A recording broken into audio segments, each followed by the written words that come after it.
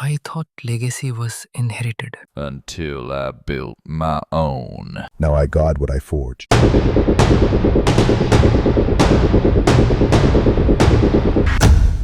You think you're free. You think because you've grown older, because you hide your pain behind achievements, money, or distractions, that the wound is gone. But the truth, it never left. It still owns you. The uncomfortable truth is this: the wound you never healed is still the master of your life. And until you face it, you'll keep sabotaging yourself, no matter how strong you pretend to be. If you're honest with yourself, every man carries a scar he refuses to look at. For some, it's the father who was absent. For others, it's the betrayal, the humiliation. The day someone told you, you're not enough, you bury it under work, under the gym, under fake smiles. But look closely. Why do you explode in anger over small things? Why do you chase women who don't respect you? Why do you quit when it matters most? It's not random. It's the wound. That broken mirror you keep avoiding is shaping every choice you make. And here's the problem: you can build muscle, make money, achieve status. But if the wound beneath is still bleeding, you'll keep falling back into the same emptiness. The uncomfortable truth is, you're not in control. You tell yourself you are. But if you were, you wouldn't repeat the same patterns. You wouldn't still sabotage relationships. You wouldn't still escape into addiction. You wouldn't still wake up every morning with that silent weight pressing your chest. The wound is the hidden general. It commands your fears, your doubts, your self-destruction. And like a shadow, it follows you no matter how fast you run. You don't outgrow your wound. You either face it and forge it into strength, or it consumes you silently until the day you die. Let me tell you something no self-help book dares to admit. Healing doesn't mean erasing the wound. It means owning it. Think of forged steel.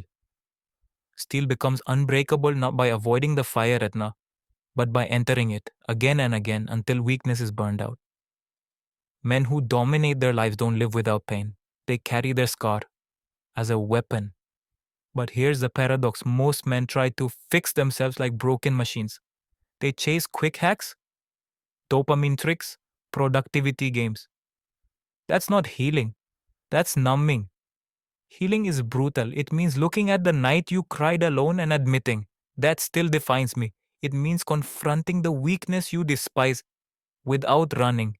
It means transforming shame into fuel. For me, Valhalla is the fire I wish I had. Acheron is the certainty I'm seeking. But I'm not them. I'm the wound. And so are you until you stop pretending otherwise. The truth: every man must pass through the wound before he can rise. If you skip it, you stay half built. So what do?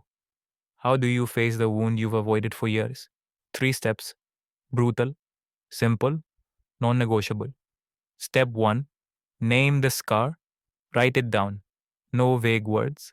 Not, I'm insecure. Say it clearly: I was abandoned. I was humiliated. I was invisible. If you can't name it, you can't fight it. Step 2: enter the mirror. Every day, sit in silence for 10 minutes. No phone, no noise, just you and the wound. Let the memories come. Let the anger rise. Don't push it away. Stare at it until it loses power. It will feel like cold steel cutting you open. That's good. That's the forge. Step 3: transmute it. The scar must become a symbol, not a prison. Turn it into discipline. The humiliation becomes the fuel for your training. Turn it into vigilance. The betrayal becomes your radar for truth. Turn it into vision. The loneliness becomes your hunger for brotherhood. This is not therapy. This is warfare. You're not trying to feel better. You're building armor from your broken bones. And let me be clear: if you skip these steps, if you pretend the wound is gone, it will bleed into every decision you make. But if you own it, your scar becomes the mark of a man who cannot be controlled by his past. Listen, the wound doesn't disappear, but it doesn't have to. Because a man isn't defined by perfect skin, he's defined by the scars he chose to turn into strength. If you're honest with yourself, you know what your wound is. Now the question. Or will you forge it into steel?